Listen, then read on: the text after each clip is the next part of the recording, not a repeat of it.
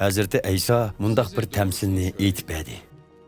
Qoyunun qotiniga ishikdan kirmay, temiga yamishib kirgan kishi o'g'ri va qaroqchidir. Ishikdan kiradigan kishi bo'lsa, shu qo'ylarning qo'ychisidir. Qo'ylar qo'ychining ovozini taniydi. U o'z qo'ylarining ismlarini chaqirib, ularni sirtga elib chiqadi. Qo'ychi qo'ylarining hammasini sirtga chiqarib bo'lib, ularning oldida mangidi. Qo'ylarmi uning kaynidan agishib mengishidi. Chunki uning ovozini taniydi. Yot birining kaynidan mangmaydi. Aksicha uningdan qochidi. Chunki yotlarning ovozini tonimaydi. Bilib qo'yinglarki, qo'ylar kiradigan eshik o'zimdirman. Mendan ilgari kelganlarning hammasi o'g'ri va qaroqchidir. Lekin qo'ylar ularga bo'y bermadi.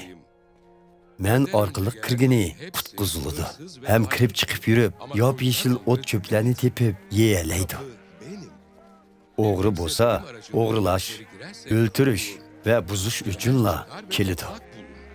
Men bo'lsam, odamlar hayotga erishsin va u hayotlik mo'l bo'lsin deb keldim. Yaxshi qo'ychi o'zimdirman. Yaxshi qo'ychining qo'ylari uchun jeni fidodir. Madikor undaq qilmaydi. U qo'ylarning xo'jayini ham qo'ychisi bo'lmaganligi uchun bo'rining kelganligini ko'rsa, qo'ylarni tashlab qochadi.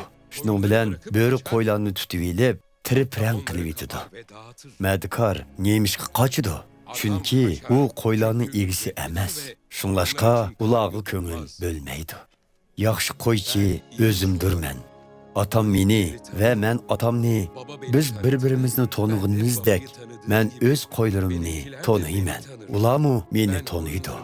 Qo'ylarim uchun jenim fido. Bu qo'tandan bo'lmagan boshqa qo'ylarimmi bor. Ularni chaqirishim kerak. Ularmi ovozimni anglaydi. Atam meni so'yidi. Chunki men o'zimni qurbon qilgandan keyin tirilishim uchun jenimni fido qilishni xohlayman. Jenimni hech kim olamaydi. Men uni o'z ixtiyorim bilan fido qilaman. Men uni berishga va qaytarib olishga huquqliq. Atam menga shunday qilishni buyurgan. Bu so'zlar tufaylidan Yahudiylar orasida yana bo'linish chiqdi. Bir muncha kishilar uningga jin tegibdi, sarang bo'lib qopti. Nima uchun uning so'ziga quloq solgudakmiz deyishadi. Yana ba'zilar bo'lsa, jin tekkan odamning so'zlari bundaq bo'lmaydi. Jin tekkan odam qandoqmi qarg'ularning ko'zlarini ocha olsin deyishdi.